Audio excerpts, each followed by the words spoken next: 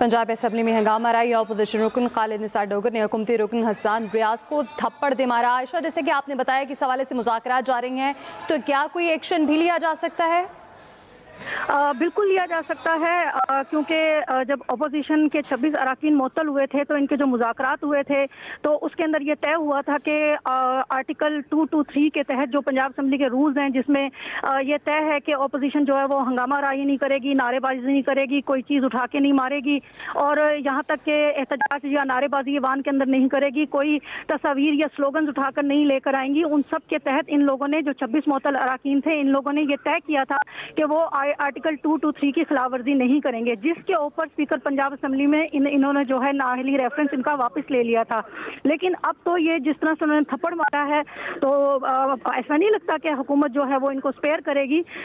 इनकी बात नाअहली तक जा सकती है, क्योंकि इसके वाजे फुटेज है थप्पड़ मारते हुए और इश्तियाल अंगेजी की जो है वो वाजे फुटेज है। और स्पीकर की जो रूलिंग दी गई थी जिसमें 223 की खिलाफ वर्जी करने पर सख्त एक्शन की बात की गई थी, उस रूलिंग की भी इन लोगों ने खिलाफ वर्जी की। बल्कि ये खिलाफ वर्जी पहले रोज से जारी है, जब से अपोजिशन मुअत्तल अरकान वापस आए थे पंजाब असम्बली में, उन्होंने उस दिन से ही जो ये रूल्स 223 की खिलाफ वर्जी है और स्पीकर की जो रूलिंग की खिलाफ वर्जी है वो शुरू कर दी थी।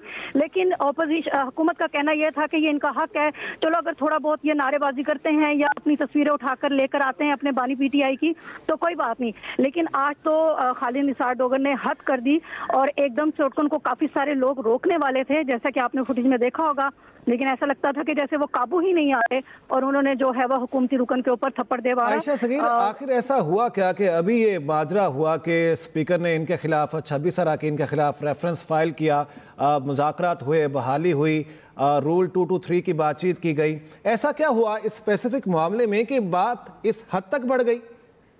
देखें, जब भी इजलास होता है ना तो अपोजिशन और हुकूमती अरकान एक दूसरे के ऊपर कोई ना कोई फिक्रेबाजी या कोई ना कोई बात करते रहते हैं। हम चूंकि ऊपर प्रेस गैलरी में बैठे थे, उस तरह से कुछ वाक़या हम खुद जानने की कोशिश कर रहे हैं कि क्या बात ऐसी हुई थी कि जिसके ऊपर अपोजिशन रुकन जो है वो इतना ज्यादा गुस्से के अंदर आ गए। लेकिन ये है कि अपोजिशन का शुरू से ही रवैया जो है बहुत जारहाना है, खास तौर पर जब से अपोजिशन लीडर मलिक अहमद खान बच्चर को सजा हुई है उसके बाद से जो हमारी अपोजिशन के कुछ लोगों से बात हुई तो उनका ये कहना था कि हमारे बहुत सारे लोग हैं जिनके ऊपर इंसदादे दहशतगर्दी की अदालत में केसेस चल रही हैं 9 मई के हवाले से, तो उनको एक अंदर से ये भी है कि शायद कुछ अर्से में मजीद और लोगों को सजा होगी और यहाँ से जो लोग हैं जो हुकूमती रुकन है वो शायद अपोजिशन के जो रुकन है शायद उन मजीद ना अहल हो। तो शायद ऐसा लगता है कि कुछ ऐसी ही बेचैनी थी उनके बीच में। इसी तमाम सूरत हाल को की मद्देनजर रखते हुए ये तमाम सूरत पेश आई। आयशा, आप हमारे साथ ही रहेगा। पंजाब असम्बली में हंगामा राई, उस हंगामा राई में क्या हुआ आपको एक दफा फिर से दिखाते हैं।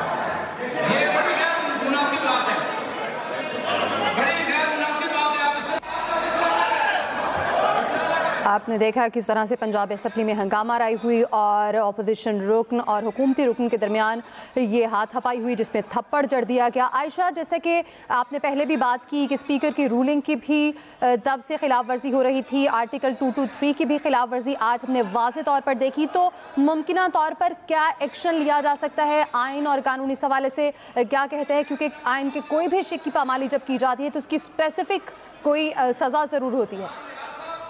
हमारी जो हुकूमती अरकान है उनसे इस सिलसिले में बात हुई तो उनका कहना यह था कि इन्होंने हद कर दी है। हमने पहले स्पीकर के कहने पर और लोगों ने ये सोचा कि जो पार्लियामान है उसको चलना चाहिए, तो हमने इनके बहुत सारे जो पिछले गुनाह थे वो माफ़ कर दिए और अपनी दरखास्तें जो इनकी नाअहली रेफरेंस के खिलाफ हमने दरखास्तें दी थी वो वापस ले ली। लेकिन अब ऐसा नहीं होगा, इनके खिलाफ स्पीकर पंजाब असम्बली जो है वो इस वक्त मुल्क से बाहर है। इस वक्त जो ऐवान है वो डिप्टी स्पीकर ज़हीर इकबाल चुन रहे हैं, वो कायम मकाम स्पीकर हैं। तो देखें क्या निकलता है इसमें से नतीजा। लेकिन जो हुकूमती लोग हैं उनका ये है कि वो इनके खिलाफ बाकायदा नाअहली रेफरेंस जो है वो दायर करेंगे और इस पर जोर देंगे कि इनको इनकी सीट से डी सीट किया जाए। और इसी तरह जैसे पहले इन लोगों के नाअहली रेफरेंस दायर किए गए थे, इसी तरह से ये खालिद निसार डोगर के खिलाफ जो है नाअहली रेफरेंस दायर किया जाए।